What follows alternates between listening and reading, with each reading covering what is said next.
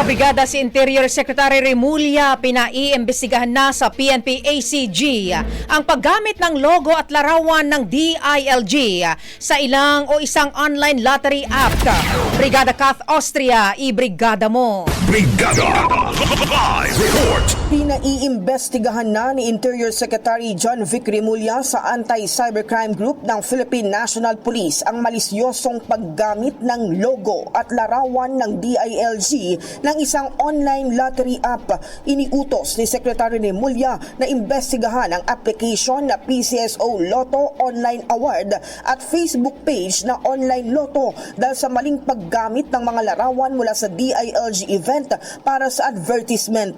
Ayon kay Remulla, ang mga litrato ay mula sa Seal of Good Local Governance 2024 awarding ceremony na walang kaugnayan sa online lottery. Mariing kinondenan ng DILG ang maling paggamit ng kanilang materyales na walang kaugnayan sa nasabing app o anumang online lottery.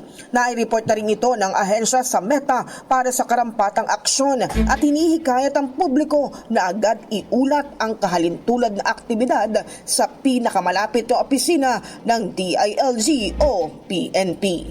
In the heart of changing lives, ito si Brigada Kath Austria ng 105.1 Brigada News sa Manila, The Music and News Authority. Brigada Balita Nationwide sa tanghali.